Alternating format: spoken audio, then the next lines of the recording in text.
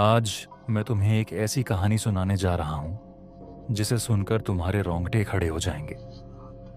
ये कहानी हमारे गांव के पास स्थित एक पुराने और वीरान हवेली की है जिसे लोग भूत बंगला कहते हैं। गांव के लोग कहते थे कि जो भी उस हवेली में जाता है वह कभी वापस नहीं लौटता।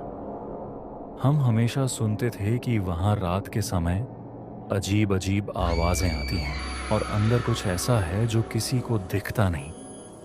मैंने और मेरे दोस्त राहुल ने सोचा, क्या ये सब सच है? और फिर हम दोनों ने तय किया कि हम उस हवेली का रहस्य जानकर ही रहेंगे। ये घटना उस समय की है जब हम दोनों, राहुल और मैं, गांव के पुराने हिस्से में घूमने के लिए गए थे। अक्सर हम दोनों को गांव के हर कोने को जानने की जिज्ञासा रहती थी, लेकिन उस हवेली के बारे में सुनकर हमारी उत्सुकता और भी बढ़ गई थी। हम लोग अक्सर सुनते थे कि लोग उस हवेली के पास रात को नहीं जाते, लेकिन हम दोनों को इसमें कोई सच्चाई नहीं लगती थी। राहुल हमेशा कहता था, ये सब सिर्फ लोगों की बनाई हुई बातें हैं। एक दिन हम दोनों ने तय किया कि आज रात हम उस हवेली तक जाएंगे और देखेंगे कि क्या वाकई वहां कुछ है या यह सिर्फ अफवाह है। रात का समय था और आसमान में काले बादल छाए हुए थे, जैसे कोई बुरी घटना घटने वाली हो।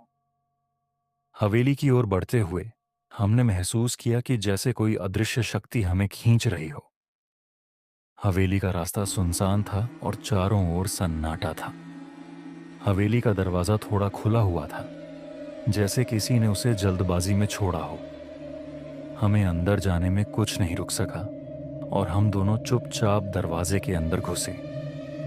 जैसे ही हम अंदर पहुंचे, एक अजीब सी ठंडक महसूस हुई, जैसे वहां की हवा में कुछ अजीब था। पूरा वातावरण डर से भरा हुआ था और हवेली का हर कोना सन्नाटे में डूबा हुआ था। हम दोनों धीरे धीरे आगे बढ़े। राहुल ने कहा, कुछ नहीं होगा, ये सब हमारी सोच है। लेकिन फिर भी हमारा मन डर से भर चुका था। कुछ ही कदम और बढ़े थे कि हमें एक पुराने घंटे की आवाज सुनाई दी। यह आवाज धीमी लेकिन काफी डरावनी थी। हम दोनों चुप रहे, लेकिन भीतर ही भीतर हमें डर लगने लगा। राहुल ने फिर कहा, कुछ नहीं है, हमारी सोच है। हम और आगे बढ़े और तभी एक पुरानी कुर्सी अपने आप हिलने लगी। हमें यह देखकर बिल्कुल यकीन नहीं हुआ, लेकिन फिर भी हम चुप रहे। अचानक किसी ने हमारे कान में धीमे से कहा, तुमको कुछ नहीं देखना चाहिए। हम दोनों की धड़कनें तेज हो गई और हम दोनों घबराए हुए एक दूसरे को देखकर सोच रहे थे कि आखिर यह क्या हो रहा है। हम समझ ही नहीं पा रहे थे कि ये सब क्या था, लेकिन फिर भी हम रुके नहीं और कुछ कदम और बढ़ाए। आखिरकार हम एक कमरे में पहुंचे जहां अचानक से एक पुराना दरवाजा अपने आप खुला। दरवाजा खुलते ही हम दोनों को एक भूतिया चेहरा दिखाई दिया। उस चेहरे की आंखों में घृणा और नफरत थी। वह धीरे धीरे हमारी तरफ बढ़ने लगा और हमारी सांसें रुक गईं। हमें कुछ समझ में नहीं आ रहा था। राहुल ने डरते हुए कहा, भागो भागो। हम दोनों बिना एक शब्द बोले तेजी से दौड़े, लेकिन जैसे ही हम हवेली से बाहर निकले, हमें एक और आवाज सुनाई दी। ये कहानी तुम दोनों को हमेशा याद रहेगी।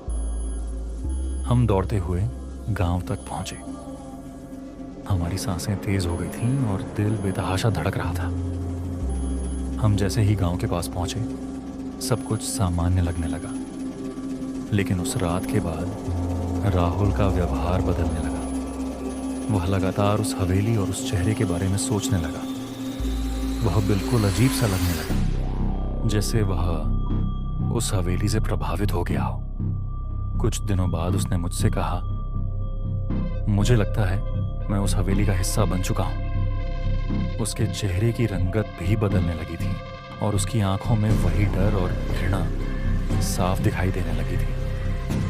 गांव के लोग कहते थे कि जो भी उस हवेली में कदम रखता है वह कभी भी सामान्य नहीं लौटता। राहुल भी अब उसी हवेली का हिस्सा बन चुका था और वह कभी वापस सामान्य नहीं लौटा।